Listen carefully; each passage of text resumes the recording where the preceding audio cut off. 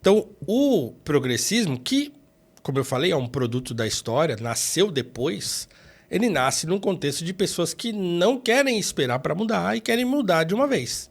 Né? Então, o revolucionário ele é sempre um afoito pela mudança. Ele quer mudar e pronto. Né? Mas como é que vai ser na hora que mudar? Ele não quer saber. Ele quer mudar porque ele acha que daquele jeito não dá mais. Então, assim, é errado você ser revolucionário? Em tese, não. Você pode ser o que você quiser. Né? Eu, como um conservador, eu acho que é errado porque não dá para você prever o que vai acontecer quando as coisas mudarem para um status que você não conseguiu prever antes de tomar a decisão para mudar. Então, esse é o ponto. Né? Então, a revolução ela é sempre um tiro no escuro. Você não sabe onde que vai terminar aquilo. Você pode ter na mente uma coisa. Não, ó, eu quero terminar a minha revolução com uma sociedade igualitária. Né? Aí você olha para o mundo, para a história da humanidade, você não encontra isso na história da humanidade, essa sociedade igualitária como você imagina. E aí o que vai acontecer? Você vai apostar numa coisa que é utópica, que está só dentro da sua imaginação, da sua cabeça, ou da cabeça do seu grupo, e que você não sabe no que vai dar. Pode ser que dê certo, mas pode ser que dê muito errado. Então, por via das dúvidas, eu prefiro que as coisas sejam feitas com cautela. Né?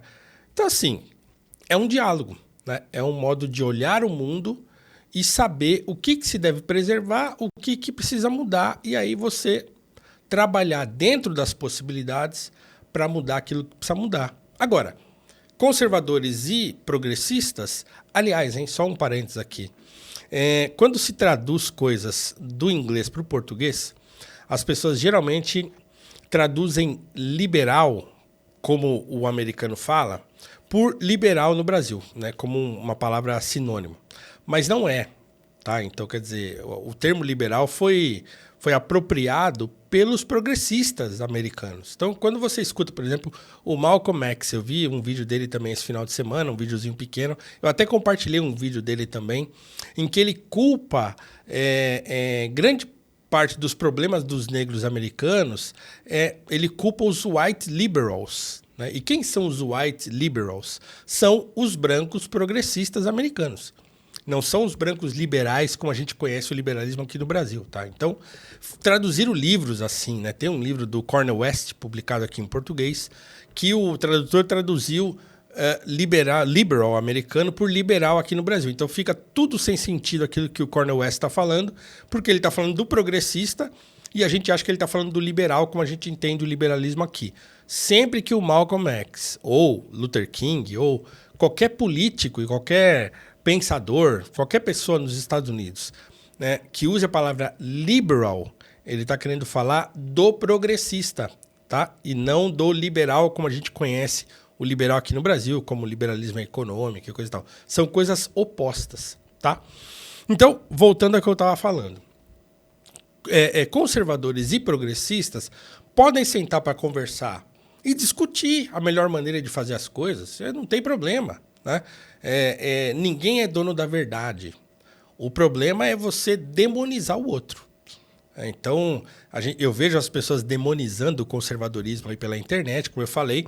A vontade de falar disso veio de um post que eu vi numa dessas páginas de militância negra, em que colocaram lá a notícia de que um conservador negro americano que é senador vai ser pré-candidato à presidência, ficaram detonando o cara nos comentários lá, chamando o sujeito de capitão do mato, de negro da casa, de Stephen e tal, porque ele é negro e não é um negro progressista. Né? Como se só fosse possível ser negro sendo de esquerda. Por quê? Porque você não se conforma com a situação de opressão que os negros vivem. Você pode não se conformar com a situação que os negros vivem no Brasil e no mundo, né? Mas você pode fazer isso sem achar que a resolução para o problema é a revolução. Simples. Né? Eu sou indignado também, eu não quero que se perpetuem situações de opressão, de racismo, como aconteceu com o Vini Júnior. Né? Eu só não acho que tem que acaba com o campeonato europeu de futebol. Né? Não é. Então tem que dar um jeito naquilo ali. Então não é que você não quer que mude nada. Né? Como eu disse, tem muita coisa que deve ser preservada e a gente reconhece isso. Todo mundo tem coisas que gosta e que quer ver preservadas. Então, em determinados aspectos, todo mundo é conservador. Certo? Então não dá para escapar. Não tem, na sua vida não é tudo intercambiável. Tem coisa que você ama, que você quer preservar. Né?